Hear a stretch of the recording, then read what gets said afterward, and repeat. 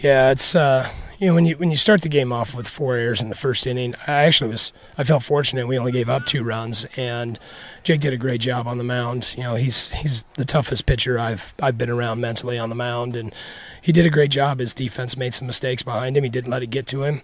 He kept battling and kept going right after him, and it was a hill to climb, but we cut it in half. In the 4th inning, I thought we had a shot. We were kind of building some momentum, and they put another couple up, and then another one, and we just ran out of time.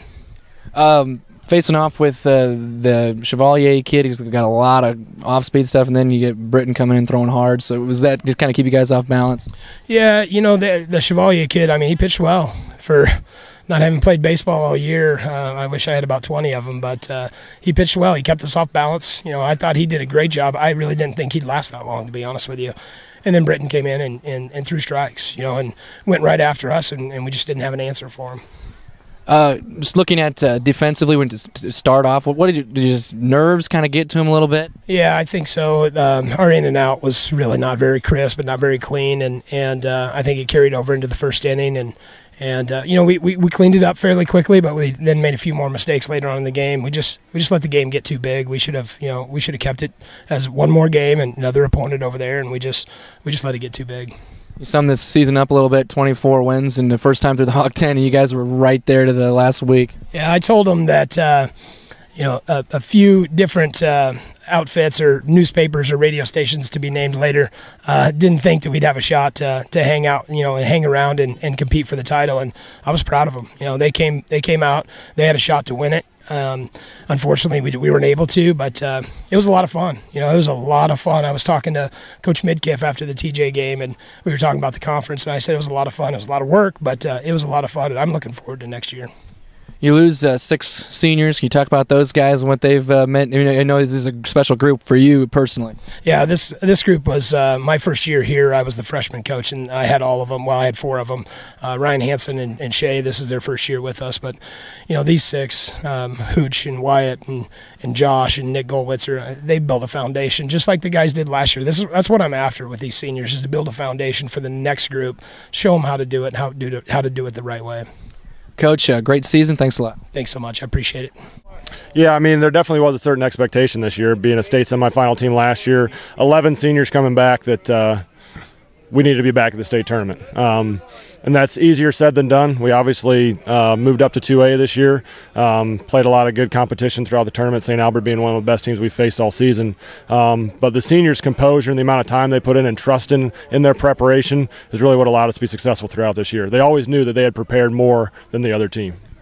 Made a couple of gutsy calls, including the first decision to start Jake Chevalier. He hadn't played or hadn't pitched all year long. And can you talk about making that decision and putting him on the mound in the biggest game of the year? Yeah, Chevy being a senior, he's put in his time and he's earned the right to pitch in a game like this. We knew he had 4 pitches he could throw for strikes, and against a team like St. Albert's that's going to put the ball in play, we wanted somebody that could hit corners, keep him off balance, and he did an outstanding job of that for 4 innings. They had a lot of great at-bats, 8, 10 pitch at-bats, and he just kept at them and kept hitting corners.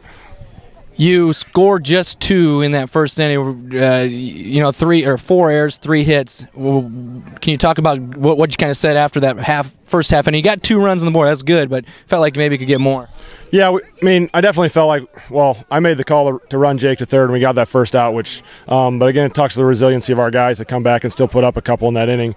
And granted, we would have wanted more out of that, but it's still great to get up early, especially as the away team. So we were satisfied with what we got out of that inning, but we still wanted more.